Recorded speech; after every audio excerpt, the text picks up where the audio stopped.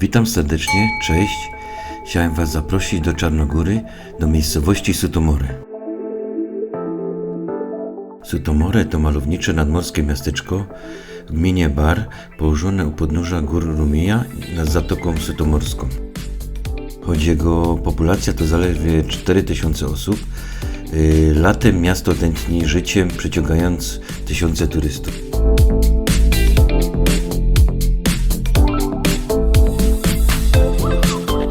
Główna plaża w Sutomore to piaszczysto-żwirowy odcinek długości do 2 km z łagodnym zejściem do Adriatyku.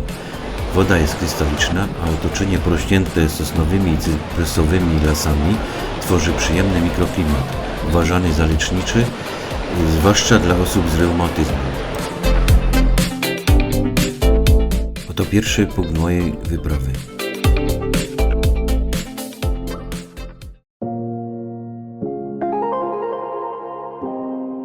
W drodze na wzgórze Golobrdo, gdzie znajduje się twierdza, do której zmierzam, już roztacza się niesamowity widok na Sutomore.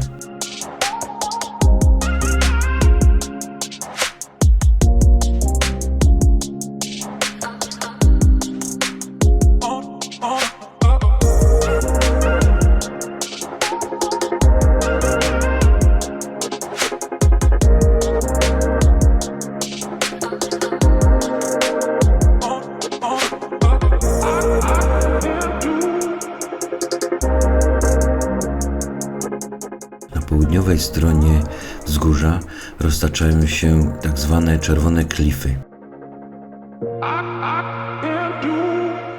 Należy zachować wszelką ostrożność, ponieważ przepaście nad klifami nie są niczym zabezpieczone.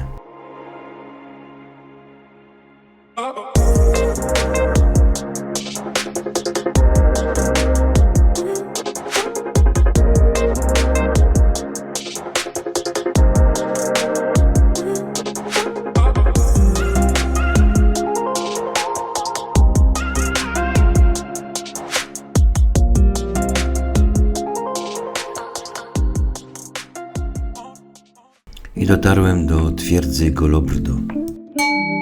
W czasach starożytnych i średniowiecznych region Sutomore i wzgórze Golobrdo były częścią historycznej Dalmacji, zamieszkiwanej od czasów starożytnych przez Ilirów, a następnie przez Rzymian. W pobliżu znajdowały się ważne rzymskie osady i szlaki handlowe. W średniowieczu ten teren należał do różnych państw: Cesarstwa Bizantyjskiego, państwa Duklia, a później Serbii. Golobrdo pełniło funkcję strażniczo-obronną. Ze wzgórza rozciągał się doskonały widok na okolice i morze, co miało znaczenie strategiczne.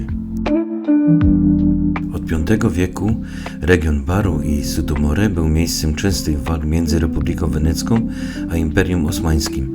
Sutomore i okolice znalazły się ostatecznie pod kontrolą Wenecji i były częścią tzw. Albania Veneta. Po upadku Wenecji region przechodził w ręce Austrii, a następnie Królestwa Serbii i Jugosławii. Należy też wspomnieć, iż w średniowieczu na Golobrdo istniał benedyktyński klasztor świętego Benedykta, stąd nazwa wzgórza w niektórych źródłach Monte di Santa Benedetto. Ich obecność na Golobrdo potwierdzają średniowieczne dokumenty i pozostałości architektoniczne. Klasztor istniał prawdopodobnie do XVI wieku, kiedy to tereny te przeszły pod wpływy osmańskie i wiele chrześcijańskich struktur uległo zniszczeniu lub porzuceniu.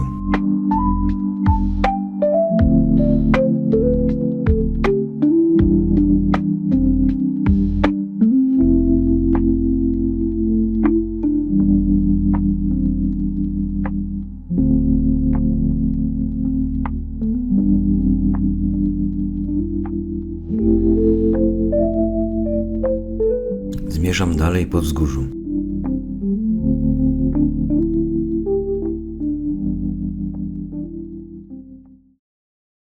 A widoki z klifów zapierają dech w piersiach.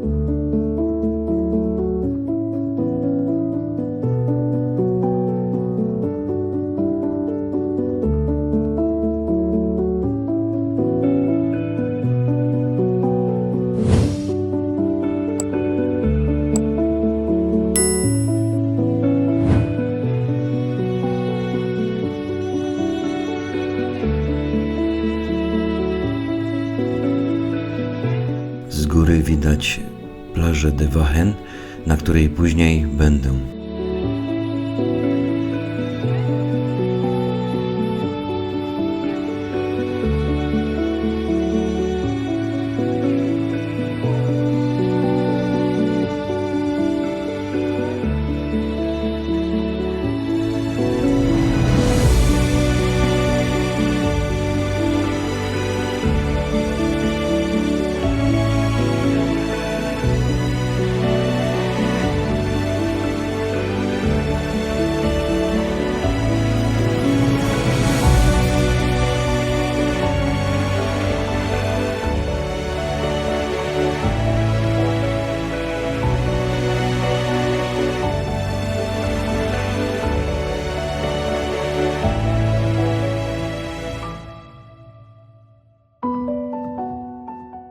Na horyzoncie widać już punkt, do którego zmierzam – cerkiew świętej Tekli.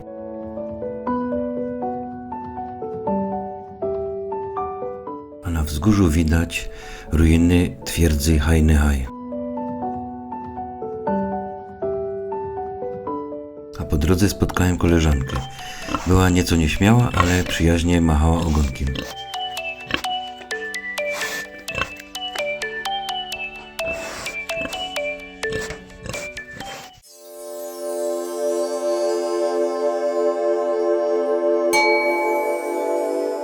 Cerkiew świętej Tekli pochodzi z XIII wieku. Dedykowana jest świętej Tekli, czyli świętej Tekli z Ikonium, wczesnochrześcijańskiej męczennicy.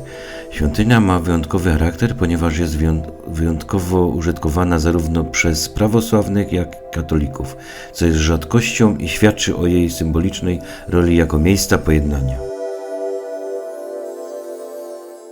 Pod wzgórzem Golo-Brdo znajduje się 400-metrowy tunel.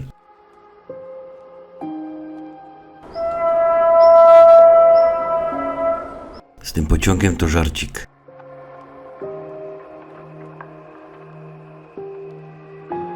Tunel prowadzi do pięknej plaży de Wachen.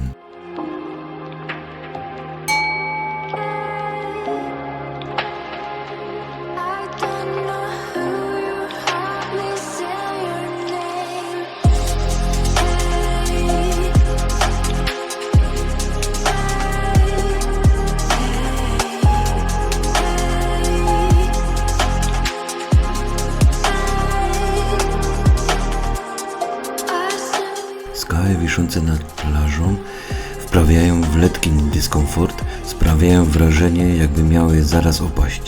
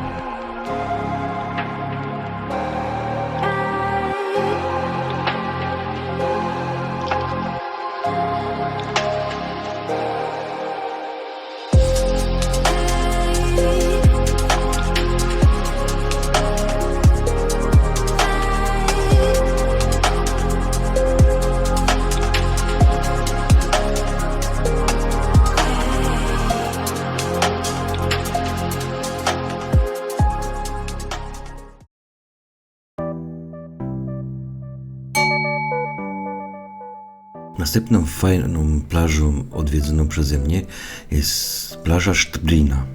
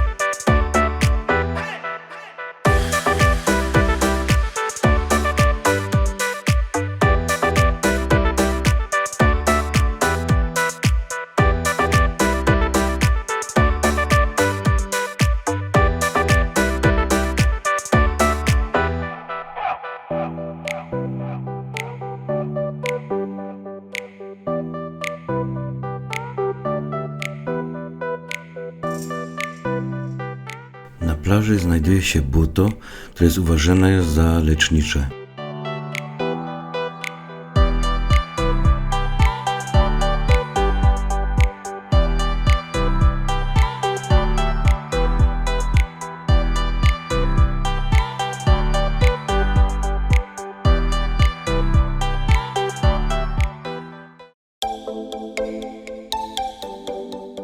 Na deptaku wzdłuż plaży znajdziesz liczne kawiarnie, restauracje, bary oraz stragany z lodami i pamiątkami.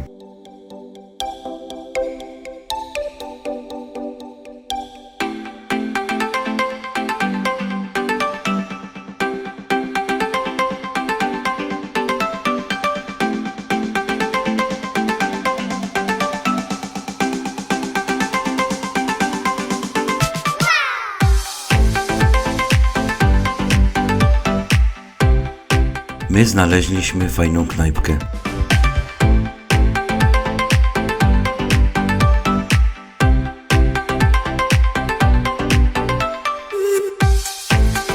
Okoń morski oraz dorada smakowały wyśmienicie.